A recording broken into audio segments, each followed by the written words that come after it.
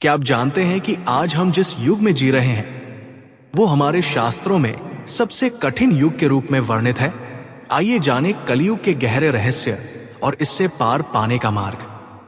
नमस्कार दोस्तों, स्वागत है आपका हिंदी बुक बाइट्स की विशेष श्रृंखला भविष्य मालिका की भविष्यवाणियां के भाग 2, कलयुग के लक्षण और अधर्म का युग में कलयुग की पहचान।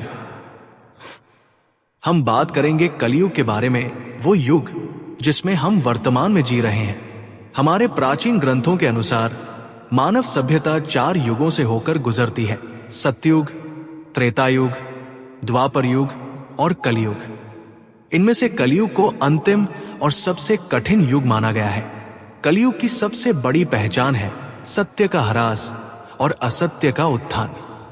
इस युग में मनुष्य का आध्यात्मिक स्तर निम्नतम होता है और भौतिकवाद अपने चरम पर होता है। हमारे शास्त्र कहते हैं कि कलयुग में मनुष्य के पास शारीरिक शक्ति, आयु, बुद्धि और संयम सब कम होते जाते हैं। परंतु याद रखें, कलयुग को जानना इसलिए जरूरी है ताकि हम इसके प्रभावों से सचेत रहकर अपने जीवन को सार्थक बना सकें। ज्ञान ही वो शक्ति है जो हमें इस युग के प्रभाव से बचा सकती है। समाज का पतन। कलयुग में समाज का ढांचा बिखरता जाता है, परिवार टूटते हैं, रिश्तों में प्रेम और विश्वास कम होते जाते हैं, धन का महत्व व्यक्ति के चरित्र से अधिक हो जाता है, समाज में मैं और मेरा की भावना बढ़ जाती है, जबकि हम और हमारा की भावना कम होती जाती है।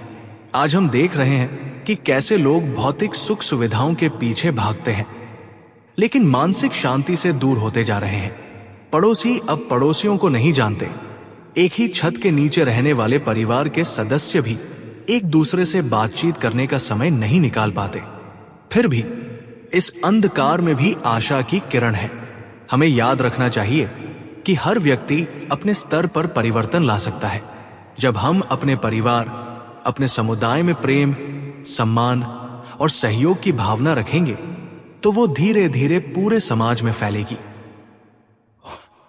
धार्मिक पाखंड और सत्य का पतन। कलयुग का एक प्रमुख लक्षण है धार्मिक पाखंड का बढ़ना।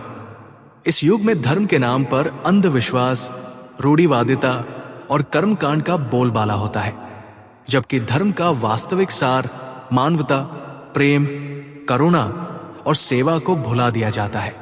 लोग बाहरी दिखावे और आडंबरों में उलझ जाते हैं। मंदिर जाना, पूजा पाठ करना तो जारी रहता है, लेकिन उसका असली उद्देश्य आत्मशुद्धि और आत्मज्ञान की प्राप्ति भूल जाते हैं। धर्म का अर्थ सिर्फ रीति रिवाजों तक सीमित हो जाता है, जबकि उसका वास्तविक अर्थ है धारण करना, अर्थात उन नैतिक मूल्यों को अपनाना जो हमें बेहतर इंसान बनाए। सत्य का पतन भी कलयुग का एक बड़ा लक्षण है। झूठ, छलकपट और धोखाधड़ी आम होते जाते हैं। लोग सफलता पाने के लिए किसी भी हद तक जाने को तैयार होते हैं, चाहे उसके लिए नैतिक मूल्यों को तिलांजलि ही क्यों न देनी पड़े। लेकिन हमें याद रखना चाहिए कि सत्य की शक्ति अनंत है। जैसा कि हमारे शास्त्र कहते हैं, सत्यमेव जयते, सत्य की हमेशा विजय होती है। भले ही कितना भी समय लगे, अंततः सत्य ही प्रकाश में आता है। मानसिक और नैतिक दुर्बलता। कलयुग में मनुष्य मानसिक और नैतिक रूप से कमजोर हो जाता है। अपनी इच्छाओं और वासनाओं पर नियंत्रण रखना उसके लिए कठिन हो जाता है। क्रोध, लोभ, मोह, अहंकार जैसे विकार उसके व्यक्तित्व पर हावी हो जाते हैं। आज हम देख रहे हैं कि कैसे तनाव, चिंता, अवसाद जैसी मानसिक समस्याएं बढ़ती जा रही हैं। लोग भौतिक संपदा तो हासिल कर लेते हैं, लेकिन मानसिक शांति खो देते हैं। संयम और धैर्य की कमी होती जाती है। छोटी छोटी बातों पर क्रोध आ जाता है। नैतिक मूल्यों का पतन भी स्पष्ट दिखाई देता है। ईमानदारी, सच्चाई, परोपकार जैसे गुण दुर्लभ होते जा रहे हैं। लोग अपने स्वार्थ के लिए दूसरों का नुकसान करने से भी नहीं हिचकते, परंतु हर व्यक्ति में परिवर्तन की क्षमता है। आत्मनियंत्रण, ध्यान, योग, सत्संग जैसे साधनों से हम अपनी मानसिक शक्ति और नैतिक मूल्यों को मजबूत कर सकते हैं। ये परिवर्तन व्यक्तिगत स्तर से शुरू होकर समाज तक फैलता है। कलयुग में प्रकृति और पर्यावरण की अवहेलना। कलयुग का एक और महत्वपूर्ण लक्षण है प्रकृति के साथ मनुष्य का बदलता संबंध। प्राचीन काल में हमारे ऋषिमुनि प्रकृति को माता के समान पूजते थे।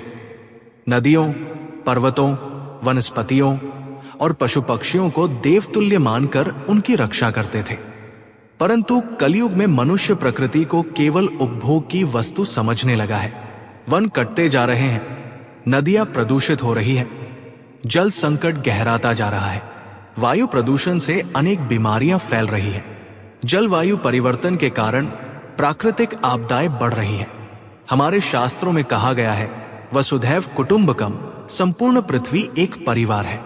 इस परिवार के सभी सदस्यों, पेड़ पौधे, पशु पक्षी, कीट पतंगे, सभी के प्रति हमारा कर्तव्य है। कलयुग में इस कर्तव्य की अवहेलना हो रही है। हमें याद रखना चाहिए कि प्रकृति के बिना मानव जीवन संभव नहीं है। प्रकृति की रक्षा करके ही हम अपनी और आने वाली पीढ़ियों की रक्षा कर सकते हैं। वैश्विक चुनौतियां और आध्यात्मिक समाधान। कलयुग में हम अनेक वैश्विक चुनौतियों का सामना कर रहे हैं। युद्ध, आतंकवाद, आर्थिक असमानता, भूखमरी, महामारियां और अनेक सामाजिक समस्याएं। ये सभी समस्याएं मूलतः मानव चेतना के विकृत होने का परिणाम है। भारतीय संस्कृति में इन सभी समस्याओं का समाधान आध्यात्मिकता में निहित है। आध्यात्मिकता का अर्थ है अपने वास्तविक स्वरूप को पहचानना। जब हम अपने सच्चे स्वरूप को जान लेते हैं, तब हमें समझ आता है कि हम सब एक ही चेतना के विभिन्न रूप हैं। अहं ब्रह्मास्मि, मैं ब्रह्मा हूं, और तत्त्वमसि, वो तुम हो। जैसे महावाक्य हमें बताते हैं कि हर प्राणी में वही परम तत्व विद्यमान है। इस ज्ञान से हमारे अंदर प्रेम, करुणा और सेवा की भावना जागृत होती है।